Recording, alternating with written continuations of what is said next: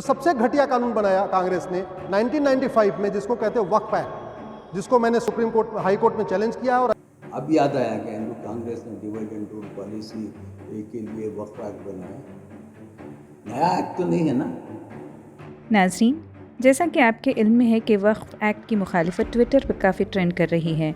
BJP leader Ashwini Upadhyay की दायर करदा एक पिटीशन में कहा गया कि वक्फ एक्ट वक्फ इमलाक की देखभाल के बहाने से बनाया गया है, लेकिन हिंदू मत, बुद्ध मत या दीगर मज़ाहिब के मानने वालों के लिए इससे मिलते जुलते कोई क़ानून नहीं है। लिहाजा ये क़ानून सेकुलरिज़म, इत्तेहाद और सालमियत के ख़िलाफ़ है। आइन में कहीं भी वक्फ का जिक्र नहीं है। अर्ज़ी में मज़ीद कहा गया है कि वक्फ बोर्ड को दफ़ा 54 और 55 के तहत तजावुज़ात हटाने से मुताल्लिक़ खुसूसी इख्तियारात दिए गए हैं। हालांकि ट्रस्टीज़, मैनेजर, महंत और दीगर ट्रस्ट के मुंतज़मीन को इस तरह के इख्तियारात हासिल नहीं हैं। वक्फ बोर्ड को दिया गया ये खुसूसी दर्जा आर्टिकल 14 और 15 की वाज़ेह खिलाफ वर्जी है। इसी सब्जेक्ट पर बात करते हुए साबिक़ मरकज़ी वज़ीर और deputy chairman Rajya Sabha mister Rahman Khan का मौक़िफ़ है कि किसी ख़ास अर्ज़ी पर वक्फ एक्ट को ख़त्म कर देना नामुमकिन है, लिहाजा तशवीश की बात नहीं है और ना ही नोटिस लेने की ज़रूरत है। वक्फ एक्ट 1954 से जारी और सारी है, आखिर इतने साल बाद इस एक्ट को क्यों मसला बनाया जा रहा है। और रही बात PIL की, तो ये हथियार हमारे पास भी है। मुख्तलिफ एक्ट जिनमें इम्तियाज़ी सलूक का प्रोविज़न हो तो उन पर हम भी तो PIL दायर कर सकते हैं। इलेक्शन की खातिर साइडलाइन किया जा रहा है, ये कह देना उज़्र नहीं हो सकता। इंतखाबात तो हर जमहूरी मुल्क का हिस्सा होते हैं। अपने आप को मजबूत करें। हमारे यहाँ तालीम की कमी, जो कि माशी तरक्की की बड़ी रुकावट है, और नतीजा ये कि समाजी ज़िंदगी के पैरामीटर्स में हम बैकफुट पर हैं। मिस्टर खान ने अपील की है कि समाजी तरक्की में अपना हिस्सा डालें, रोज़गार और सनतें पैदा करें। जो मनफियत कौम का मिजाज बन चुकी है उससे परहेज़ करें। फिर ख़वाराना अदम तवाज़ुन तो हर वक्त का अलमिया है, मगर उसके लिए हर हमेशा विक्टिम कार्ड प्ले करते रहना और मसाइल में उलझे रहना हमें कमज़ोर कर सकता है। यही वजह है कि दुश्मन खुश है कि हमने अपनी ताकतों को गैर ज़रूरी अनासिर की तरफ मोड़ दिया है। देखिए, वक्फ बन के 1956 में 54 में बना। अब याद आया कि इनको कांग्रेस ने डिवाइड एंड रूल पॉलिसी के लिए वक्फ एक्ट बनाया। नया एक्ट तो नहीं है ना।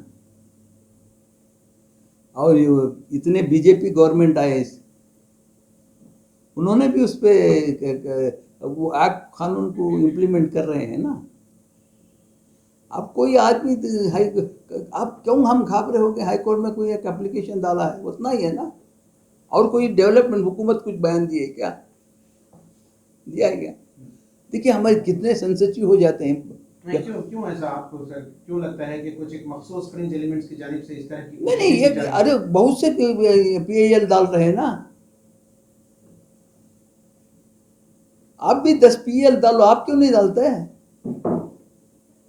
आप भी ऐसे इशू को लेके वो जो अलग कानून अलग अलग बनाते हैं ना, उसके ऊपर आप क्यों नहीं PIL डालते हैं? कि आप में होती नहीं है? आप भी डालो। ये PIL डाल देने से कोई आदमी वक्फ एक्ट को अबालिश करना हो सकती है साजिश भी है। अब उससे हमें क्यों वही शुड बी टेक नोटिस?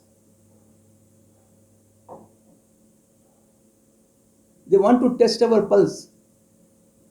देखिए, 2024 का इलेक्शन आता है, 2029 का आता है, इलेक्शंस आते हैं, इलेक्शन जाते हैं, टारगेट होता है तुम मजबूत बनो कौम।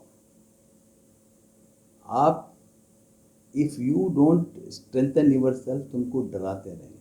हमारा मसला तालीम, हमारा मसला माश, इकोनॉमिक डेवलपमेंट, ये दो आप पीछे हैं तो समाज के हर पैरामीटर्स में तुम पीछे रहे।